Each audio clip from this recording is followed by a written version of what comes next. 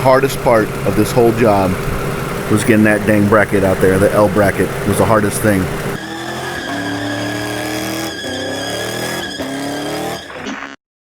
Working on a 3rd generation Toyota Sienna with the 2GR-FE engine. Going to be doing the spark plugs for this. This is not going to be detailed step-by-step instruction. I just want to show you some tips and tricks. So this isn't too hard at all. But one thing I want to show you, some guys are taking this whole front cowl off. You don't have to do that, right? You can sneak this upper intake manifold off, the upper plenum. And how you do that is you have right here, there's 2 studs. Well, 1 stud here, 1 stud over there, okay? This is what it looks like, right? There's a 10mm bolt that holds it down, and you have some bolts here as well on the front and back. One there and one back there, right there, right? So what you need to do is take these studs out, and how you do that is you have these little ridges at the very top. You guys see that? So I took the right there, I took the 10mm bolt off, and then we need to get that stud out, which is right there where the laser's at, right there, right?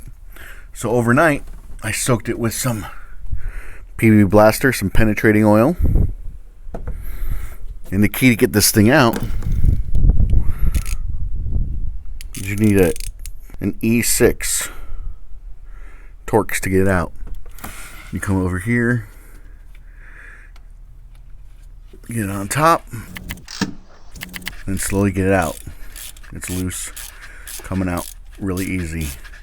That's why I put the penetrating oil on it, let it sit overnight, and then you can get it out. Alright? And that way, once you get all these, so there's 4 other bolts, here, here, back, back. Once you get that out, you can pull this whole thing out. Okay? But we need to take this whole air cleaner assembly out.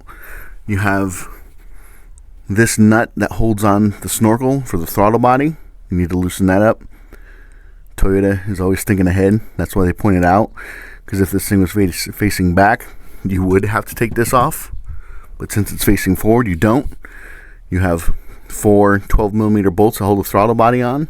Just take those 4 bolts out, push that off to the side, and then we'll have the bracket back here that we need to contend with to be able to get the rest of the intake out. But first thing I'm going to do, I don't know if there's a rat back here or something, a mouse. Mickey Mouse was back here. I'm going to blow this off with some compressed air. And then you'll also need to take this clip off. Take this clip off back here, or connector I should say. Now I'll figure it out. But you need to take that off. Basically what you're doing is taking everything around the intake manifold. That's going to prevent you from removing it. There's also a vacuum line. You can't see it very well. That runs on the back of the intake to the brake booster. Instead of fighting with the line on the back of the intake, just take it off at the brake booster. That's all you got to do. Got the air box out. It has a whole bunch of vacuum lines connected to it. Pretty silly, so disconnected what I had to and just pushed off to the side here. Got the throttle body loose. Has 4 of the same bolts. They're actually 10mm. Tiny little things. Then you have coolant lines holding it on. Got the bolts out in the back. One over there. There's one. You just have to feel around. There's one 12mm on this side, right behind this hole. And then you have another one. Once I get the bracket out, I'll show it to you. But actually, the bracket goes like this. Goes straight and it goes up, right? Like a L, basically. But the L's laying down. The long part of the L is laying down. I was able to get the bolt for the long part out. But there's a short little part that connects to the back of the intake. That is kind of being a pain in the butt because there's a wiring harness in the way. I got this connector loose. Just take your time. The clip faces up. Like 11 o'clock almost. 11:12 right there at that position. Just push it down, take your time. I actually had to get a screwdriver. Pick this up from Harbor Freight. I love these screwdrivers because it's a full flank. It goes all the way through. So if you had to pound a hammer on this, it's just a piece of metal or a piece of plastic wrapped around a piece of metal. So as I came in here with my finger, did the clip, I just stuck it in between here and just twisted the screwdriver. and push the clip free and clear. I might have to take some of this part off to be able to clear this intake. I was able to get the studs out on both sides, but I'm almost there to get to the spark plugs. Yeah, I think I'm gonna have to take this little metal trapper keeper thing, looking majigger in. I'm also gonna do the PCV right here. I actually do need to disconnect that because it leads right up into the intake. But yeah, I'm gonna disconnect this metal thing, whatever this is, so I can just, because you can see right here, that's part of the intake, and I just want to be able to slide it forward, and that looks like it's getting in the way. So I'll take that out, and then hopefully that little back L bracket won't give me too much of a problem. I did have to take this bracket off, this little bracket thingamajigger here, to be able to give me room to get the intake off. I did get the bolts out, the 4 bolts. They're actually in there, but what it took was a 5mm hex. Alright, you guys see that? 5mm hex. This set was from Home Depot, Husky set. Put a link down in the description below, you guys can pick this up, but just got in there real nice like. Got it right out. The intake is ready to come off. One thing you do not want to happen is once you open this up, you have basically the runners go right down in the valves and then right into the pistons, right into the head. So do not let anything fall down there. Once I get this intake off and out of the way, I'll put some rags or paper towel in there so nothing falls down in there, because you don't want anything falling down in there or you'll be in a world of hurt. Alright, got everything out of the way, got this all cleaned up. Just take your time, put the paper towel down there so nothing falls down. What you're going to expect is that these clips for the ignition coils are going to break on you. So I'll put a link down in the description below where I show you guys how to change these out without having to tap into this wire. You can just basically pull this white part out, and then you can click the connector out and then click the connector back into the new one. But I'll put it down. But I'll put a link down in the description below. Okay, so got just starting on the front bank here, pulling the spark plugs out of the bank 1. Got it out. They look a little worn.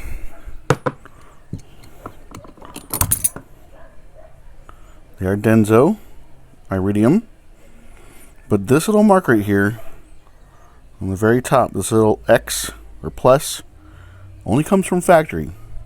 Toyota does that at the factory. So that means that these spark plugs have 200,000 plus miles, 20 to 15 years old. Not bad. No check engine light. She said it was acting a little funny, but nothing serious. That plus right there. That's amazing. Amazing they last that long. The L bracket, yes. Here's the L bracket, right? So it sits to the L bracket, fits like this back there, okay? This bolt is easy to get to. This one is a pain in the butt because this wiring harness is blocking its way. So what I did was take this one out in the back, 12mm. Once I was able to get the intake plenum, the upper intake manifold, a little bit forward and had some room right here, reached over, got this one out. This one was a pain. It took me probably 15-20 minutes to get it out because this wanted to rotate around, and it's just a pain in the butt because you gotta move the intake in a certain way and have it, you know, kind of suspended, or not suspended, but no pressure on this bracket so that the bolt can actually turn by hand. Every single clip for the connectors for the coils broke. Every single one did. What else? Left the vacuum line on for the brake booster. Right here. Left that line on. Okay. I will replace all these gaskets right here. I'll put a part number up too. These are original. You can tell they're just smashed down. And then, let's see. Right here are the 2 holes for the brackets in the back. All right, had to take care of that. Had to disconnect that, and then we'll replace these gaskets as well. All right, got everything back together. Spark plugs, front and back. Had to change out this engine mount right here. I still have the air filter and air filter housing out. I'm just burping the system. Some new coolant, new hoses down there. I like to mark everything, date, mileage right there. Let's see, the hardest part of this whole job, the hardest part of this whole job was getting that dang bracket out there. The L bracket was the hardest thing. So what I did, just like removal, when I was putting it in, halfway in, I reconnected the tiny part, or the shorter half of the L, onto the back of the intake, and then screwed the bolt most of the way down, not all the way tight, just almost all the way tight. Came in here, put the bolts back in, all the bolts, and then once I had all these secure and torqued down, I went ahead and put the bolt onto the valve cover gasket on the long side of the L bracket, and then behind the thermostat, or behind the throttle body as well. So not hard. I mean, I wish Toyota would design a new intake that wouldn't sit cockeyed to one side. Just make an intake that runs down the middle like Honda does. It'd make it so much easier. But there you go, guys. A few tips and tricks on how to do the spark plugs on a 2GR-FE 3.5 liter V6 engine.